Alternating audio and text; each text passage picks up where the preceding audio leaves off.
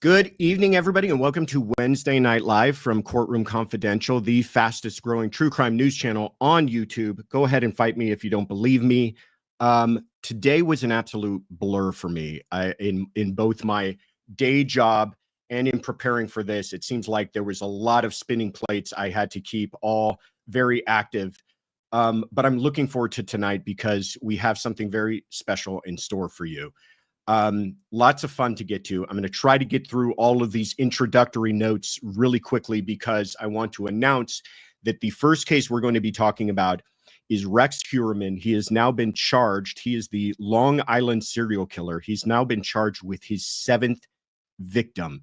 It's incredible to me, this case, how it continues to evolve. Hello, Teresa. Hello, everybody in the chat. We have a lot of people with us tonight, and I know that a large contingency of those people who are with us tonight are Grizzlies, because Grizzlies run deep.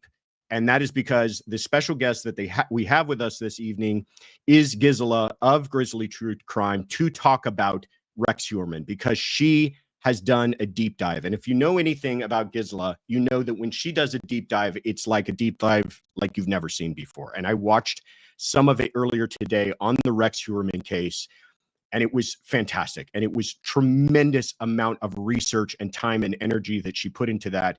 And as soon as you guys get finished watching this, do yourselves a favor and go over to her channel, Grizzly True Crime, and check out that deep dive that she did. You will not be disappointed.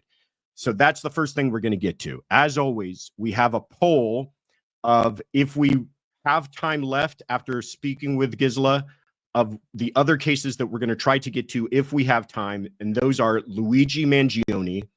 He was charged with first-degree murder out of New York, and it's interesting, not so much that it's first-degree murder, but why it's first-degree murder, and that's because they are charging him with murder in the furtherance of terrorism, and that's really interesting. A little kind of legal what do you want to call it? Legal catch in New York, the way that they charge things, that first degree murder is a kind of like what we normally think of as an intentional first degree murder with extra sauce on top. And that in this case is the terrorism. The other case is Lindsay Clancy. This is a name that may not be all that familiar to you, but she is a woman from Massachusetts. She was a mother of 3 young children, ages 5, 3, and I think 8 months old. She tragically took their lives, and then in an attempt to take her own life, slit her wrists and jumped out of the second story of her own home. She survived. She is now paralyzed from that, and she is now in court with her defense attorney saying that this is an act of insanity. Really interesting things to talk about on that. And then finally, the case, if you want to call it the Kansas mothers case, the God's Misfits case, or the Oklahoma 5. This is the tragic killing of 2 mothers from Kansas by 5 members of this cult calling themselves the God's Misfits.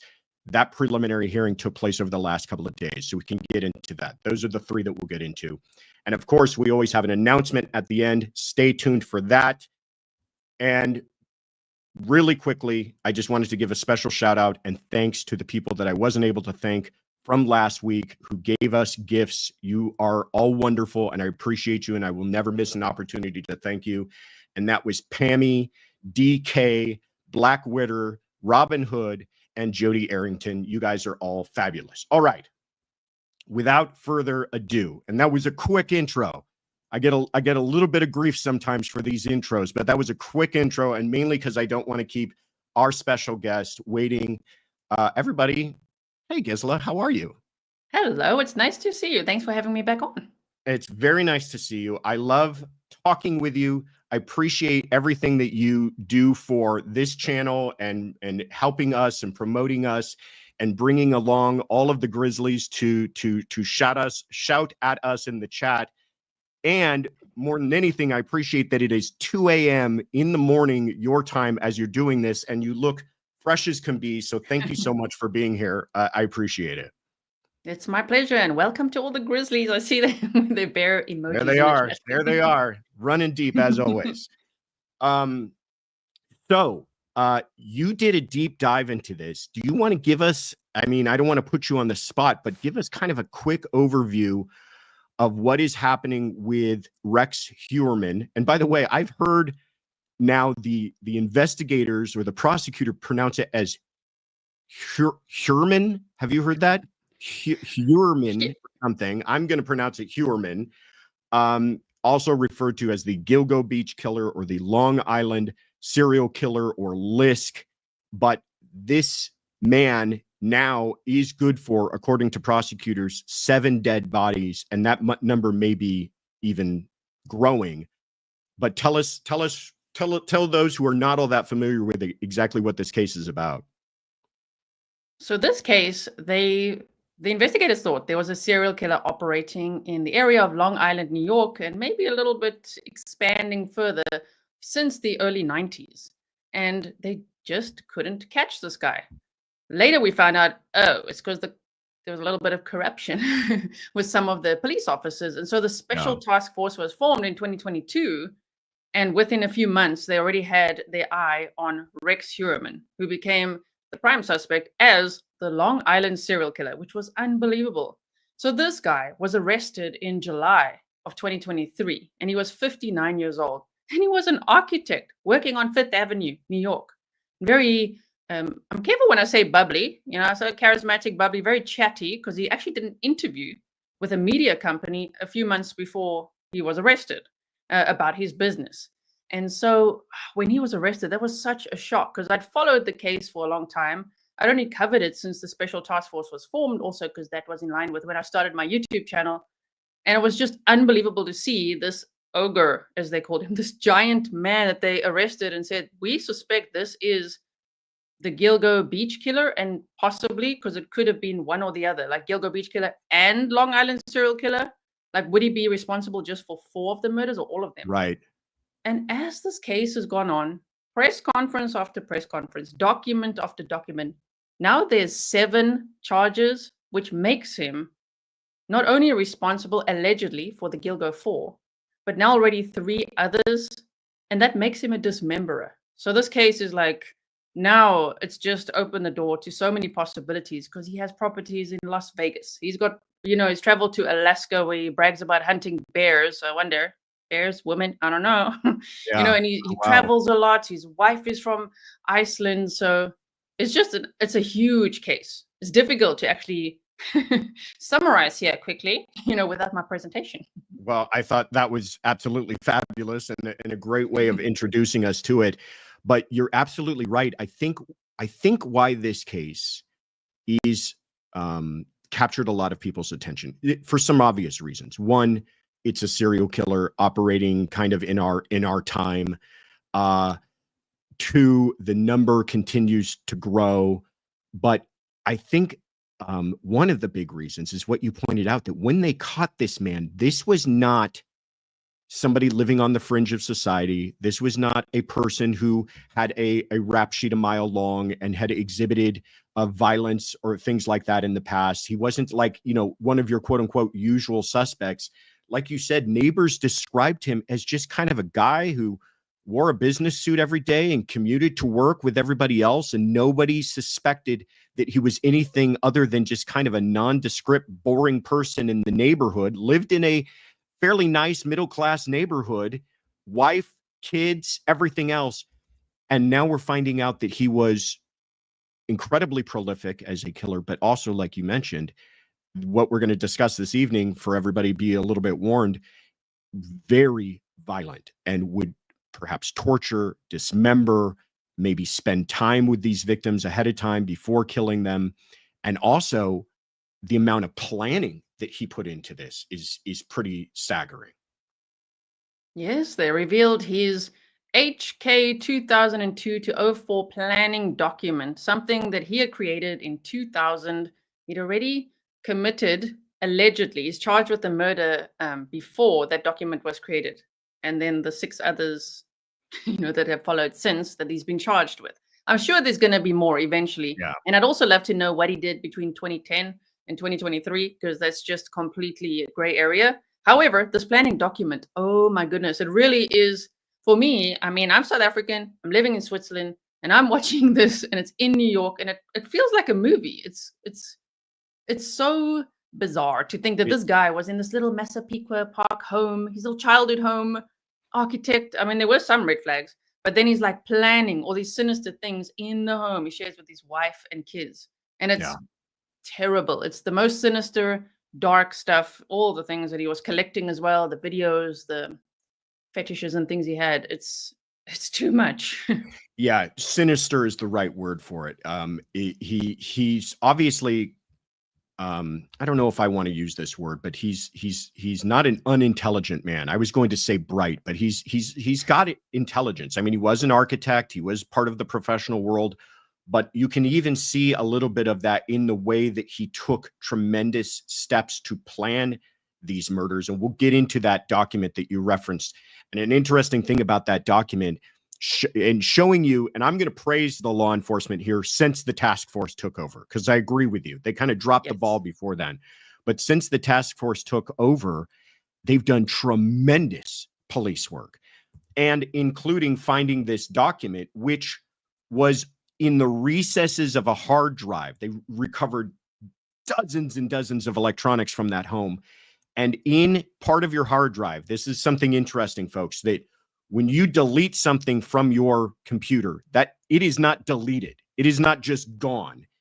It remains in a part of your memory on your computer until it's overwritten. And they were able to recover this deleted information that had not yet been overwritten. So he tried to hide this document, thought that he had deleted it, but hadn't completely deleted it, so that they were able to recover it and use it even in this case today. So let's introduce people to a little bit this latest victim who's now been named. We've known her name before now, but now she's actually been charged, is Valerie Mack. In November 19th of 2000, a body was discovered. It had been decapitated. The hands had been removed. One of the legs had been removed. It was wrapped in plastic. And that's all they have. Police don't know who this person is. 11 years later, Gisela, it's not until April that they then find the head, hands, and foot of this body, are able to identify it as Valerie Mack, and she's discovered less than 1.5 miles away from Jessica Taylor's remains, who is another victim in this case. Yes. So it took 20 years to identify Valerie Mack. But even though they found some remains in Maniville and they found some on Gilgo Beach, and both sites were very close to Jessica Taylor's remains because she was also dismembered. So that was quite a shock to find out as well. But it took until May of 2020 to identify Valerie Mack. So she finally got her name back. And now only on December 17th of 2024, now only is there somebody charged with a murder, which so happens to be the Long Island serial killer, allegedly, Rex Heuermann. So, oh yeah, you've got some map time up there. Nice. Well, please, it's my junior version. So forgive me. I know you're the master at this, but this is a map that was included in the bail document, the bail application, which is interesting because in New York, when they do these bail applications, it's almost like a full-fledged investigative affidavit that they attach to explain to the judge exactly what this person is alleged to have done, so that the judge understands why that person should be denied bail. But the side effect of that is that we get a absolute flood of information, as if we were being handed police reports. And one of the things that they included in there was photographs of maps. And this was what we were talking about, the discovery, the close proximity of a lot of where these bodies were discovered is one of the ways in which they were able to tie him to this murder. And I'm thank you for correcting me on that. I was not aware that even after they discovered the rest of her remains, it took some time even after that for them to realize who this poor woman was. Yeah, 9 years. Yeah. Valerie Mack was a young woman who lived a very troubled life, I think is the best way to put it. She had been in foster care for most of her life. The what we know about her is that she started getting arrested for prostitution arrests early, late in her teens. And she is believed to have been killed in late 2000. And when they recovered her body, one of the things that they recovered was a hair, or several hairs. And I don't want to put you on the spot, but tell us what they were able eventually to do with that hair and why we're sitting here today talking about this. So they had tested that hair eventually. The technology, finally caught up to the evidence that they had. And they were able to determine that it belonged to Rex Heuermann's daughter.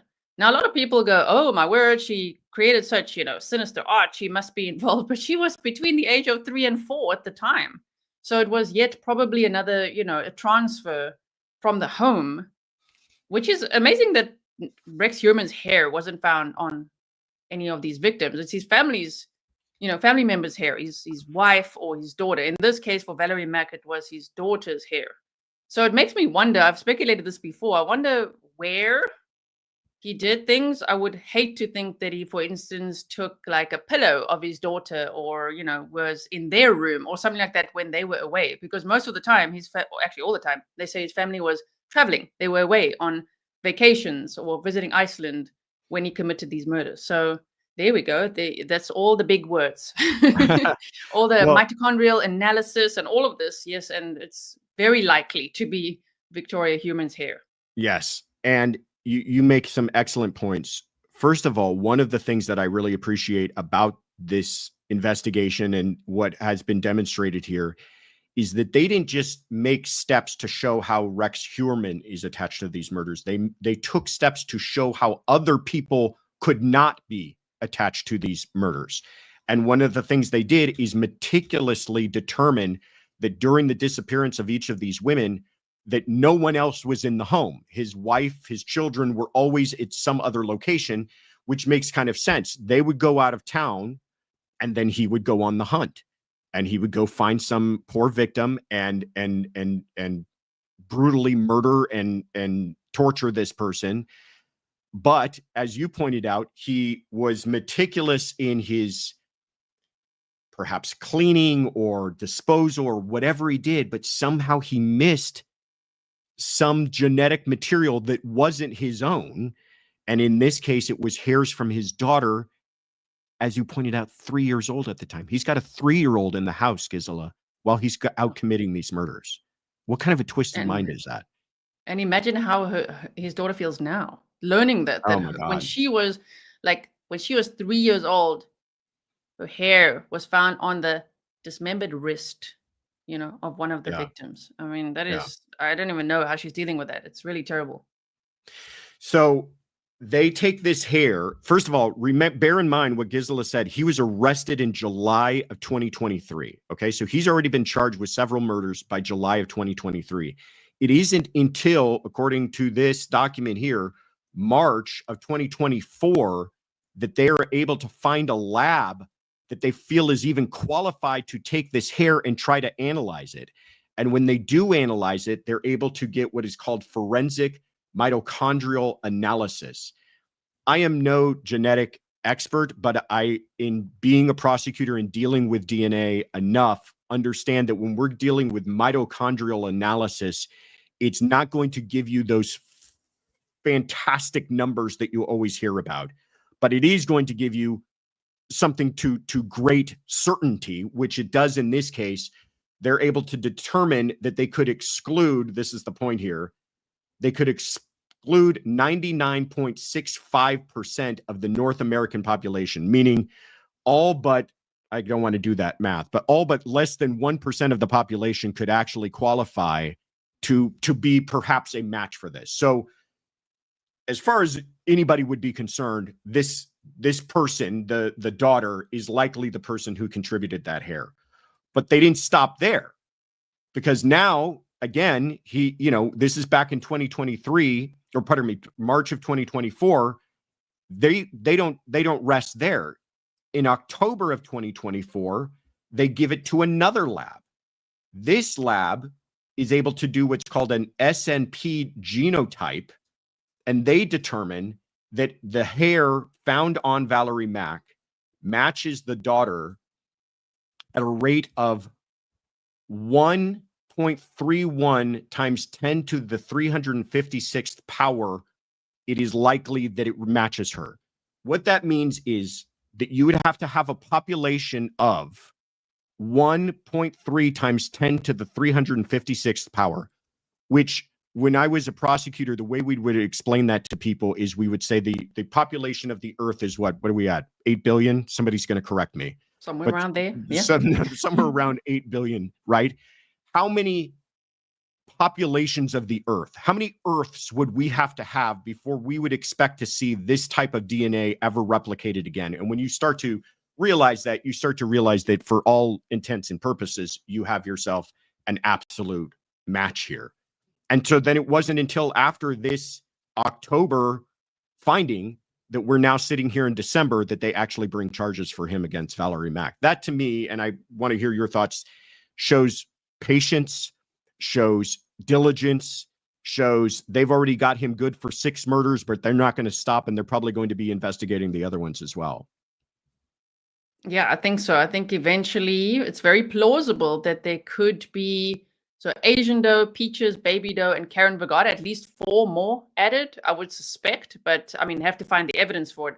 But to say about what's happening here, it just tells us there's so much going on behind the scenes. Because sometimes, from the public view, it seems like they're a little quiet. Like, what's happening now? There's not even a trial date set. So what is going on? The public demands answers.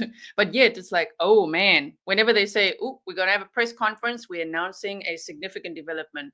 Oh, in this case, you could trust it is a significant development. And I think step by step, one by one, they're going to solve a lot of cases, I would hope.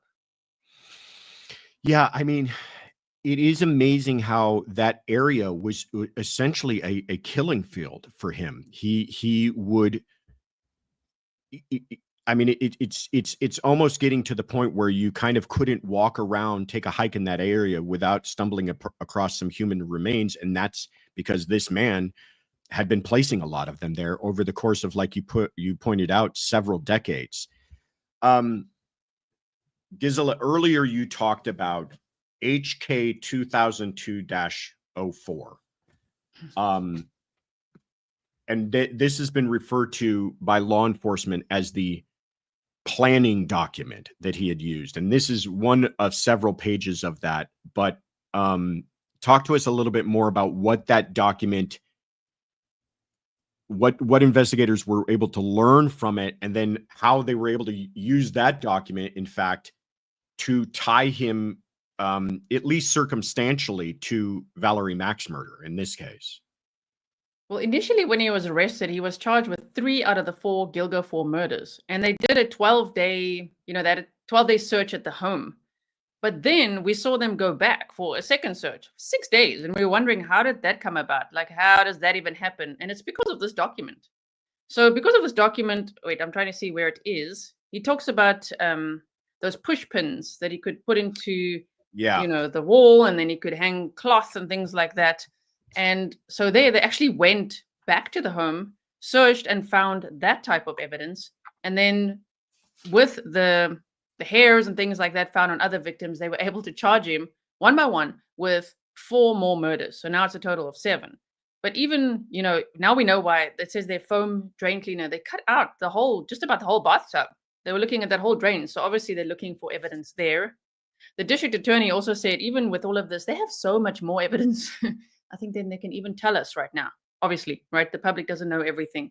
But just to think that this guy was making a list like this, he was reading Mindhunter, he was meticulously planning everything, not just in his mind, not just fantasizing, writing it down. It's quite something. And some have speculated these spelling mistakes, you see, might be intentional. In case someone finds this one day, then he could say, I don't write like that. Oh, you that's can see interesting. all my work, so this is not even mine because it's my computer, but I didn't write it. You could say that. That is interesting because it is kind of some obvious spelling mistakes throughout the document. And this, what I'm showing here, is not the entire document. It's just an excerpt that they included in the bail application. But For a man of his education and kind of, you know, brain power, you would expect that he probably wouldn't have these very obvious spelling errors, but maybe that was diabolical as well. But they highlighted this page in particular, and these boxes they put in. This is in the application. I didn't put those in there because they were able to show how, you know, he talks about supplies that he would need, rope, cord, saw, cutting, all things that were used in Valerie Mack's case. The DS, that is what they believe means dump site, DS1 being Mill Road, where part of the remains of Valerie Mack were in fact discovered. And then TRG, they believe to mean target. So he would even plan the type of person he would look for. And just the more you read this, the more it gives me the creeps. But he put in there small is good. And we know that Valerie Mack was not a very large person. So they've even gone back to show how, you know, if there was any question about whether or not he was using this document to actually commit some of his crimes, that should put a lot of this to rest. Yeah, it was brilliant how they actually used that document and highlighted that to show how that connects to Valerie Mack's murder and Jessica Taylor's murder, because both were dismembered in a similar way. He wrote there, you know, a saw or cutting tools, and they say that would be what he would have used to do what he did to their remains, and the rope and things like that. I mean, it is incredible how actually what he wrote down in his planning document they found, and with those, especially those two victims, you know, what he did to them, Jessica Taylor, Valerie Mack, similar areas, 45 miles apart. So really, this task force is doing amazing work. They're doing amazing work, and again, I just appreciate how they, you know, when you've got a person charged with 6 murders, you're probably not at the point where you're concerned about whether or not you're going to put this man in prison for the rest of his life. There's no death penalty in New York, so they're just looking to put him in prison for the rest of his life. But they do not let up. They have not treated each one of these cases with the absolute respect and diligence that it deserves, including with Valerie Mack and this now 7th charge. They've written this up as if it's the only case that they have on this man, and they've done incredible work. This here under the title of body prep, which again, it makes me feel gross to even say these words. Yes. But he talked about things that he would do in order to avoid detection. And these are things, again, the reason why they're putting this in here is because he did a lot of this in connection to Valerie Mack. For instance, he did remove, you see item number, whatever this is here, he did remove her head and hands to avoid detection.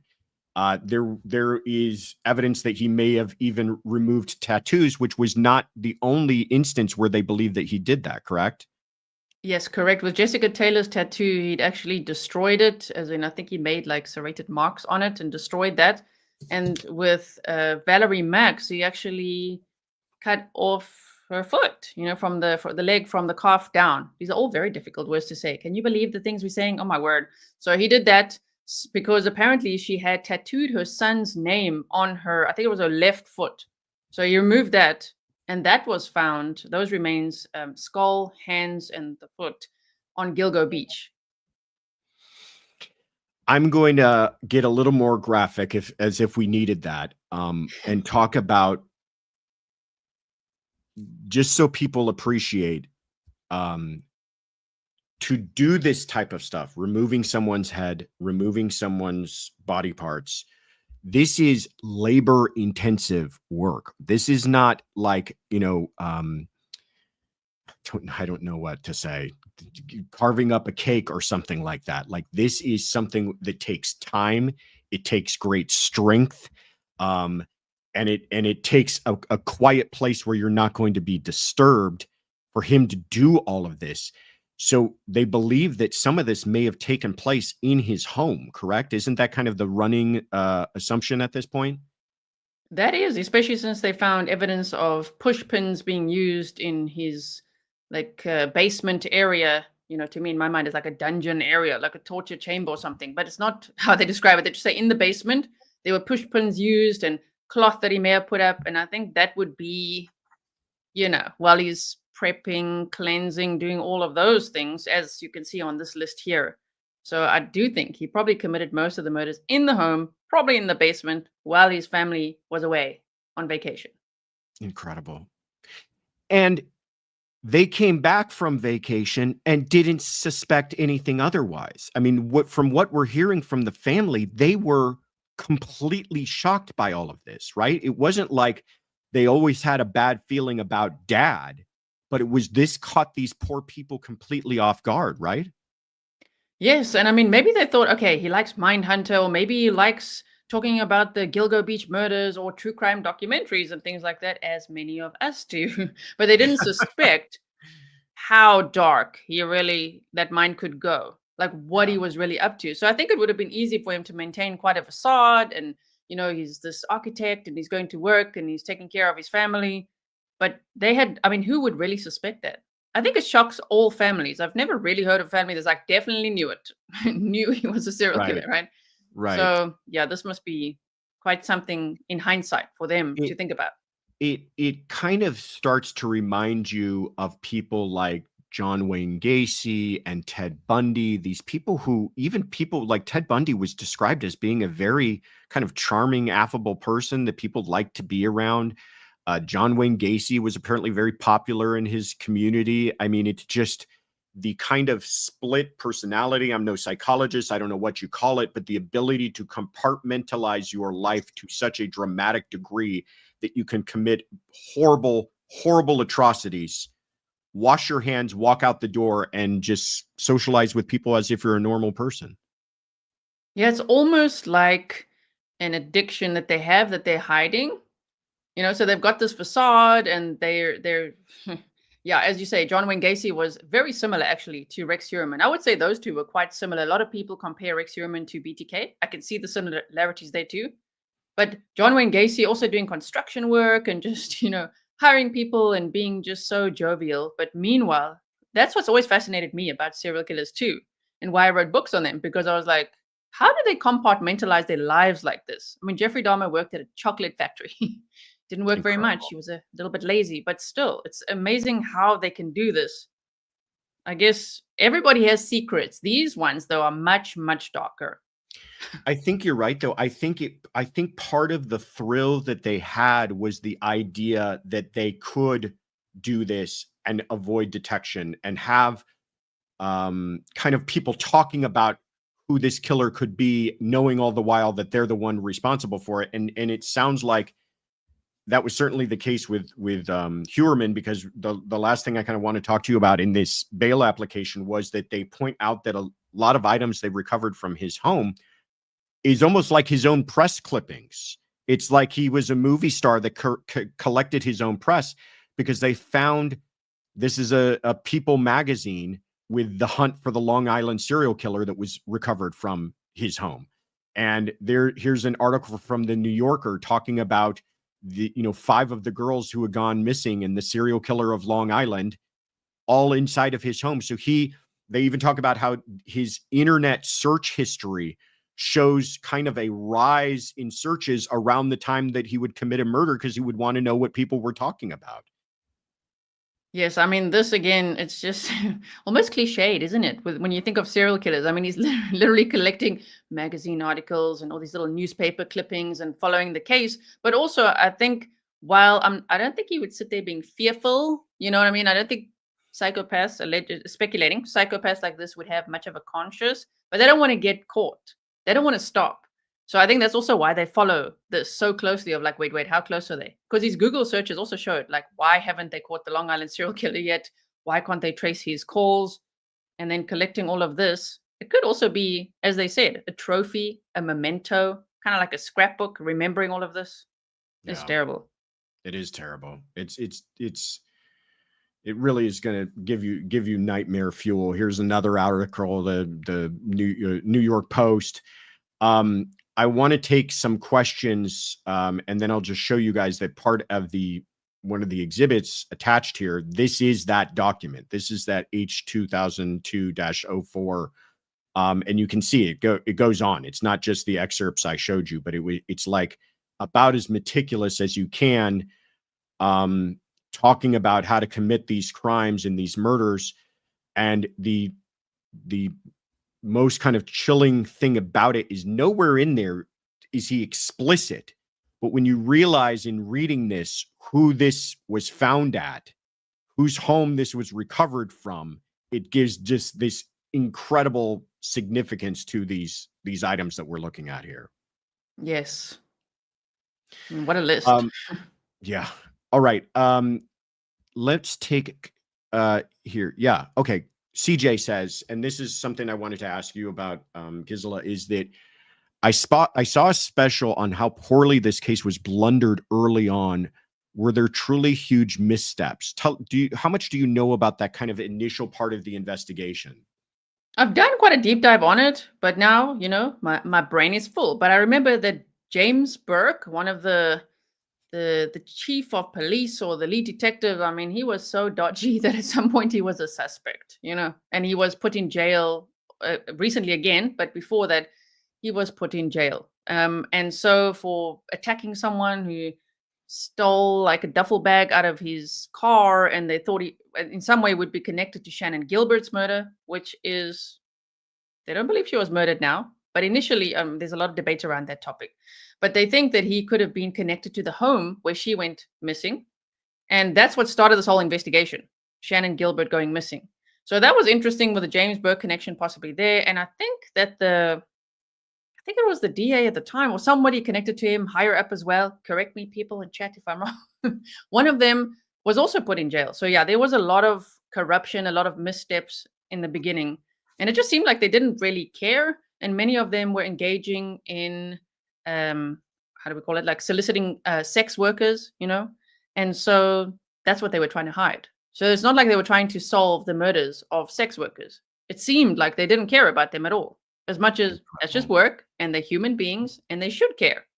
So, yes. Yeah, that's kind of a thing that kind of we gloss over when talking about this case. But all of the victims were, what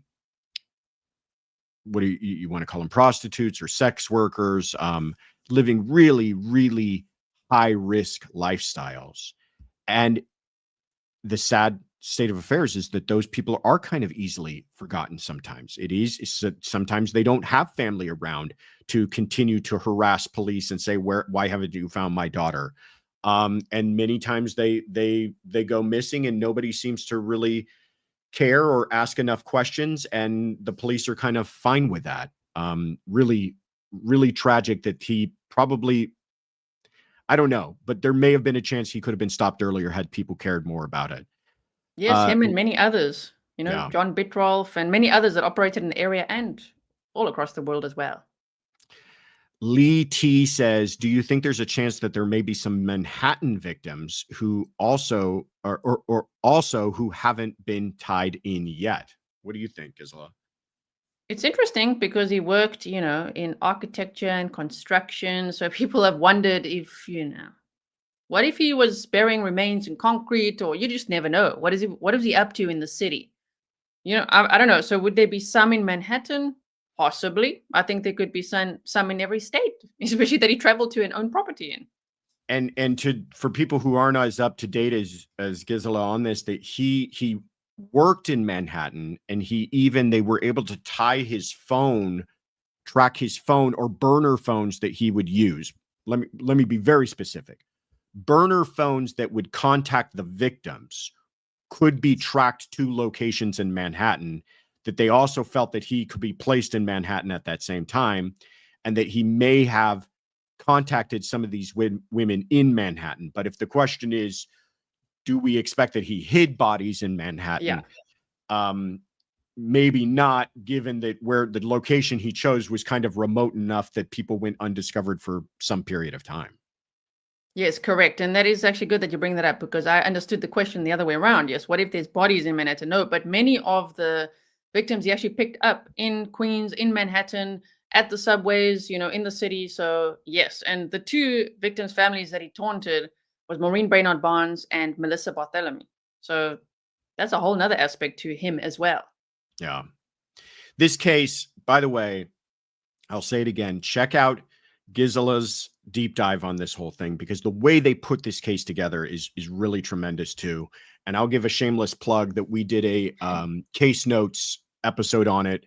And it was fascinating about how just some real dogged police work of going back and looking at reports that they realized somebody had identified a vehicle, and then just tracking down that kind of very specifically identified vehicle to people who may have owned it. And, it was one of those things where it wasn't some eyewitness came forward. It wasn't some breakthrough. It was just with the evidence that they had, they just sat down and took another hard look at it and didn't stop until they found somebody. Sam M says, wasn't it reported a while back that Rex's daughter had drawings of what the victims looked like after they were unalived? I wanted to ask you this question because you had referenced something about the daughter, some theories that people had been spinning about the daughter. Yes, so there's an outspoken attorney who brought this up at a press conference showing her artwork and, doing this deep dive of all the sickening art that she did. But the thing is that was debunked because it says, it's accounts that maybe she followed and they posted things, but it's not her artwork that she posted that was so sick and twisted.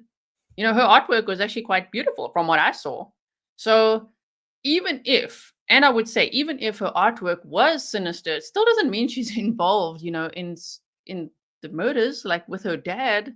So I don't know. I feel very protective of her. I know a lot of people like to snark at the mother, at the daughter. I just don't. I feel very sorry for them that this has happened to them, because every family, when there's a serial killer, they're like, what? They never saw that coming, So to then realize that, deal with it, and be blamed for it or compare to it, I just think that's unfair. I think I agree with you 100%. People kind of naturally go, how did they not know? How could this be happening under the same roof? All of that kind of stuff. And then, like you said, people kind of run wild with some conspiracy theories and stuff, and all of it's understandable. But at the end of the day, these people have lives too, and their lives have now been ripped completely apart and unearthed because of what this horrible man did. And in a way, they are absolute victims of his as well. Kat says, Josh, do you think there will be a trial at the end of all of this? I get there isn't much need for a deal, but I wonder if his end is if he will make the trial go rather than plea. I think that there absolutely will be a trial. And I wonder if, Gisela, you can comment on some remarks that he made in court the other day and some remarks that his attorney made after court the other day. But he was defiant. At one point, I don't want to call it an outburst, but he unsolicited told the judge, I'm not guilty.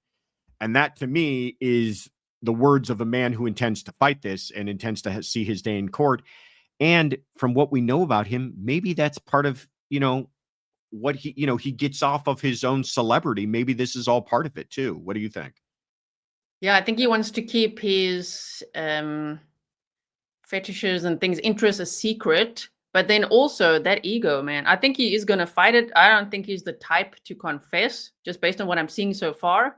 And I think he spoke up like that in court, which I also saw it reported as like loud or like shouting. I'm like, he shouted. Was it an outburst? I wish I could have seen it, but it seems like he just said, Your Honor, I am not guilty of these charges. And I think he's doing that because he's used to wanting power and control. And he's obviously been very out of control for a long time now, since July of 2023. He hasn't been able to speak. So this was one moment where he said, I'm going to say something now. He's going to take a little bit of control back. So I think that was very interesting that he did that. And I would suspect, that even if they offered him a plea, I don't think he's the type to take it, because he'll see it as a weakness, right? Yeah. He wants to be on top all the time. Yeah. No, I agree with you. I think this is I think that he, part of his, part of what drove him, his motivations were the idea that there was a celebrity kind of following him. I think he enjoyed the idea that people were looking for him. And I think that he is not going to miss the opportunity to to have his day in court and hear people talk about him even more. All right. Let's take a look at our poll. Thank you, first of all, Gisela, for all of that. That was amazing, and I appreciate you breaking that all down for us. But let's take a look at our poll. Kaylin, who won?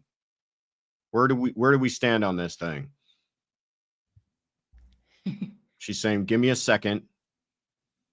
48% Kansas moms. All right. Would you do us the favor of sticking around for a couple of minutes to just fill us in on the latest with the Oklahoma 5 gods, misfits, and these 2 horrible murders? Of course, I'm wide awake at 3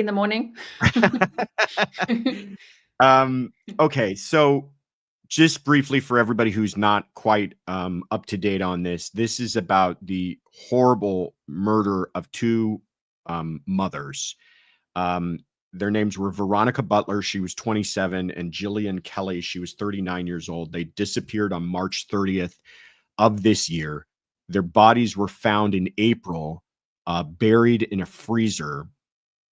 And at the time, what investigators soon learned is that a woman by the name of Tiffany Adams was in the midst of a custody battle with Veronica Butler over her children. And now 5 people have been charged with their murders. It is Paul Grice, Tad Cullum, Tiffany Adams, Cole Twombly, and Cora Twombly. And I'll give you a quick kind of idea of the status of things and then let Gisela kind of fill you in. But Tiffany Adams waived her prelim and speedy trial, meaning she wanted no part of the prelim. She's just heading towards her trial. Cora Twombly waived her prelim but entered a plea where she is now pleading to 2 counts of first-degree murder for 30 years. So instead of looking at the death penalty or life in prison, she's looking at 30 years in exchange for testifying. Paul Grice also took a plea to avoid the death penalty, and he testified in court. And then finally, Cole Twombly, on the second day of the prelim, I think it was, said, I don't want any more part of this, and waived his right to a prelim, and he'll be back in court in May. So out of the 5, 2 have accepted pleas. It looks like the remaining 3 might be heading toward trial. But tell us a little bit what we know, what you know, and kind of how things played out over the last couple of days. Yeah, so obviously this was now their preliminary hearing. And as we know that only a few of them participated because the others waived their right to a speedy trial and the preliminary hearing.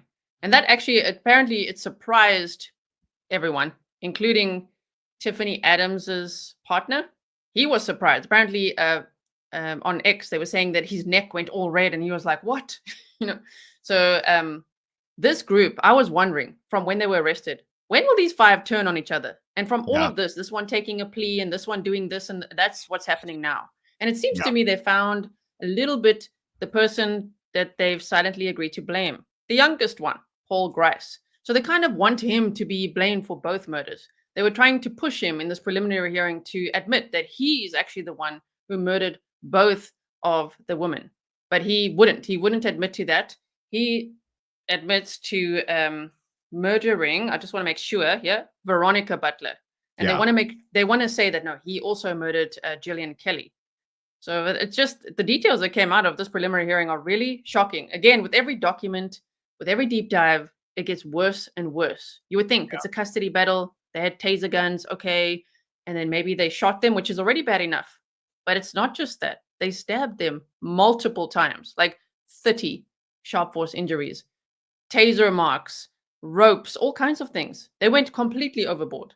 Yeah. And not that there's excusing it, but there's understanding that the target of the murder was Veronica Butler. She was involved in this custody battle. But Jillian Kelly was just kind of my understanding was she was kind of the court-appointed a person to accompany her when they would trade children, so that she, that they have somebody there to witness that there's a mutually kind of peaceful exchange of the children. She's just some kind of lady that got caught up in this whole thing and they took her life as well because, leave no witnesses, and that's a cleaner way of handling it. It's just about as cold-hearted as you can get. Yes, and absolutely violently, brutally. And apparently they lured them out of the vehicle, because I was wondering about that, by saying, "Come and look, Veronica, your children have a new calf. Come and look, they're in the trailer." And as they poked their heads around to see this new calf, then they got hit over the head with a hammer and tased and stabbed and all sorts of things and then put into a freezer. I mean, it's just, I've never heard of anything quite like it. They also now say, it was Cora Twombly saying that, oh, God's Misfits was just really a joke. We didn't take it seriously. Like, it sounds pretty serious if you as a Yeah. group are doing all of this. Yeah, it sounds like a mob hit almost. I mean, the way that they lured them, and then, the killing, and then the hiding of the bodies. It was a conversation that it sounds like, at least from the testimony, it was a kind of a conversation about how bad is this situation with the children. It sounds like the mastermind behind all of it was Tiffany Adams. She wanted the kids. And that conversation eventually evolved into, we're going to murder 2 innocent people. Yes. Tell us about sorry, go ahead. No, it's still that plan, and then them having so many guns, because apparently, they're sovereign citizens and all that. They are super armed. And then I'm not saying I'm not minimizing it. It's not, they didn't just shoot them. They were so violent. And apparently Tiffany Adams was walking around in circles while the victims were being stabbed and like doing this evil laugh, like cackling, like doing this. That's how Paul Grice described it while crying on the stand. That's the part that I wanted to get to, is he described kind of the last moments of Veronica Butler's life when he took her life. And then he describes how Tiffany, who's, by the way, I have her age here somewhere, but tell us about that moment in court and kind of how there was a very vocal reaction from the people in court when that happened too, right? Yeah, apparently Paul Grice is showing, some remorse while he's telling this and sobbing and saying he got taken advantage of. He thought he was kind of being a bit of a vigilante because Tiffany Adams had told him that the children were being abused at Veronica's house. So he said that he was abused as a child and there's no tolerance for him for that. So now these women had to die, and Gillian just by association.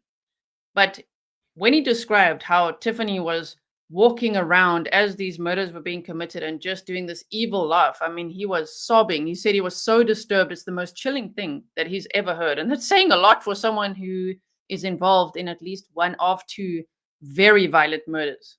Yeah. This is the part that I wanted to point out, is that Paul Bryce was 31 years old. Yes. Tiffany Adams is 54 years old. I mean, she's a grandmother. Not that 54 is old, but what I'm saying is she's the oldest of the bunch, and she is kind of the mastermind enjoying this moment when these poor women are losing their lives. It just, I guess I'm always fascinated with cases where this kind of group psychology takes over. Like, you could understand, we talked about Rex Heuermann, one person being a maniac. How do you get 5 people to sign up for something like this? Right. I mean, yeah, and Tiffany seems to have coercively controlled all of them. She also bought the stun guns, she bought the burner phones. She planned all of this. And she eventually said, look, we can't just be 4. We need a 5th person. This is how it's going to work. So, even though now she's, again, having her own way, she just is not going to participate in this preliminary hearing or anything like that. So she's just, kind of just stubborn, looking the other way. It's not me. I don't know. It's that same attitude we've seen throughout. And it's really cold, ice cold for a grandma as well, who so wants these kids. I'm glad she doesn't have them. Yeah, and I guess further demonstrated by the fact that she didn't even want to sit around for the prelim, and that they're just waiving their prelim and moving on. You had kind of mentioned this, and I'll explain that to people listening too, that, the prelim is an important part of the trial. It's the first opportunity to hear all the evidence. It's the first opportunity to test all the evidence. It can be, it many times ends up with the judge saying that he's going to hold the people to answer because it's a lower standard of proof. But at the same time, it's a very important thing because it's like the first time that the government has to show, can they actually follow through on the charges they've brought? And to waive prelim is fairly unheard of in state court and almost never heard of when you're talking about a case where people could be eligible for the death penalty. So yeah, just a really shocking case that is going to continue, and we will probably be looking at a trial at that later this year. Gisela, this has been fantastic. You are amazing. Thank you so much for doing this. Again, everybody, not that I have to tell many of the people in the chat because I'm sure they all know exactly where to go, but check out Grizzly True Crime. She's got that new video on Rex Heuermann. And if you would like to know more about Gisela, about the woman behind Grizzly True Crime, Gisela was kind enough to be the first person that we interviewed in our Courtroom Confidential conversation series, and we had a really, really nice chat, and we really enjoyed it. So please check out that too. A lot of people really responded positively to that conversation that we had. So thank you again for doing that. I appreciate everything about you. Yeah, thank you so much, and I look forward to seeing you on my show soon. Oh, please. I'd love to. I'd love to do it. Yes. All right. And it's too late. Get to bed. yes, I'm going now. Thank you, everyone. Bye. All right. That was fun. I'm telling you, probably one of the most devoted people on this space when it comes to making sure that whatever comes out of her mouth has been fully researched, and she is giving you everything she's got as far as the information that she's dug up. And that's why before she even started, and this is what you'll find out if you listen to that conversation video that we had with her, she wrote books. She just did her own research on serial killers and wrote books and just poured herself into the research. And now that's morphed into the channel that she has today. Okay. We got a little bit more time. And what I wanted to do was give you a quick update on the Luigi Mangione case, because there's one really interesting thing about that I would feel bad if we didn't get to it. Before we do that, we had some new members. Don't think I ever forgot about thanking you folks. I want to make sure that we get to all of you. That was Julia Rock, B. Sheen, Jersey Shore Girl, Carolyn A., Ned Smith, Tiny Grandma, Cat's Pajamas, Jay Cash, Louisa, Roxy, Shantae, Melissa Navon, Insomniac 49, Ferndale, and Kimberly Clays. Thank you guys so much. If you want to learn more about the membership program, please check it out on our channel. Click on join. We will put something in the comments, a link for you on that. But we really put a lot of effort, Kaylin and Tiffany and the whole team, into making sure that you guys are getting your absolute money's worth to go ahead and join that membership program. Okay. Really quickly, let's talk about Luigi Mangione, because this is kind of an interesting thing about New York. And I'm going to be really brief on this. He was charged with first-degree murder in New York. That's not remarkable. I think everybody knows this is Luigi Mangione.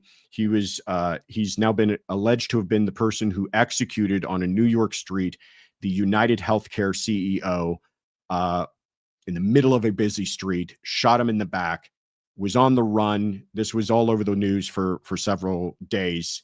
They captured him in Pennsylvania. They're extraditing him back to New York, and he's now been indicted in New York on first-degree murder. What's the big deal with first-degree murder in New York? New York's different than most states in that in most states, a premeditated, malice aforethought murder is first-degree murder. This murder has all of the telltale signs of a premeditated first-degree murder. He plotted where to go. He brought the gun with him. All of the planning and everything else, the target that he intended to pick, all of that, shot and killed this man. In New York, however, intent to kill And premeditation only gets you second degree. In order to get to first degree, you have to have what's called an additional aggravating factor. So they just take what we would normally consider a first degree murder, make all of those second degree unless these special kind of things apply. And that's what I wanted to show you today, because they've applied one in this case, which I think will be interesting, controversial. Ashley, you're fantastic. Thank you. Love you. And may even present some problems. And we'll talk quickly about that. But this is the law in New York. Okay. Let me see if I don't know if I can make that bigger. But here's what it is. And what it says here is that murder in the first degree is with intent to cause the death of another. Like I said, okay, intentional homicide causes the death of another person, and either. And then it goes on to list several different factors. If the intended victim was a police officer, if the intended victim was a firefighter, if the intended victim was a employee of the state correctional institute, blah, blah, blah, blah, blah, blah, all of these different factors, on and on and on and on and on. And then the very last one is the victim was killed in the furtherance of an act of terrorism as defined in another section of the code. That is what he's been charged with. He's been charged with first degree murder with the intent to cause the death of another person, Brian Thompson, and that person was killed in the furtherance of an act of terrorism. So what does a lawyer do? Well, they look up this little code here and they figure out what exactly is terrorism. An act of terrorism, according to the New York Penal Code, is anything that is intended to intimidate or coerce a civilian population or influence the policy of a unit of government by intimidation or coercion. So what they're saying, and you can wrap your heads around this, what they're saying is that because Mangione allegedly targeted a person in the healthcare industry, because he had animosity towards the healthcare industry, because he wrote those words on the sides of the bullet, delay, depose, deny, because he had this manifesto talking about the healthcare industry. This was intended to intimidate or coerce a civilian population or influence the policy of a unit of government by intimidation or coercion. I can wrap my heads around that. I can also see how the defense may take some issue with this. First of all, he may be trying to make a point about insurance and about the healthcare industry, but is that intending to intimidate or coerce the entire civilian population? Perhaps you could say, yeah, of course it is. He's intending to intimidate or coerce the entire population by putting everybody in fear because he's committed this act of assassination. Okay, I could also see some counter arguments that the defense might have with that. Is he intending to influence the policy of a unit of government by intimidation? Well, he's certainly trying to influence policy. I would think he's whatever he wants that policy to be is unknown, but he's got a problem with the policy of health insurance and however that works, and he wants to influence that somehow. But is that a unit of government is the part that I kind of looked at. And I'll be honest with you, I did not do the research to answer this question for all of you folks this evening to find out what exactly does unit of government mean in the Penal Code when it's applied in this section, and how do all of these other words, influence the policy of intimidation, all of those other things apply here. But it's certainly going to be something that will be hashed out in court, and I think will become a very important issue in this entire case. Now, end of the day, all that does is change this from a first degree murder, a life case, into a second degree murder, which is a crime with a determinate sentence, meaning a certain amount of years in which this young man will actually see the end of prison if he's only convicted of second-degree murder. Future says exactly what I said. Unit of government. That was the thing that kind of stood out to me. I don't know. Is there an argument to be made that insurance is somehow kind of a works in conjunction with the government, and therefore, or maybe because of the government's involvement in healthcare in our country, that is intended, it's not just that company, it is intended to influence the government. His manifesto, I think you're right. But again, how, Knoxville agent, how does that apply? I think he's absolutely targeting the insurance company. And if this had said to influence the policy of an institution, maybe I wouldn't have a problem. But for whatever reason, they wrote this in New York to apply to a unit of government. And I'm not quite sure what that means. Intimidate, the first one here, intimidate or coerce a civilian population, maybe. But, couldn't any murder do that? Any other just kind of random act of murder, you could say, intimidates the civilian population. It's that idea. Terrorism, I think, is what they're trying to say in this statute. It may be poorly written, but it is intended to promote some idea beyond the murder itself, to get people to do something through either fear, intimidation, coercion, by your act of murder, to change things and act in a certain way. And is that what was intended here? I think so. But did they kind of miss the point or create it too narrow a construction in their statute that they might have a problem in this case here?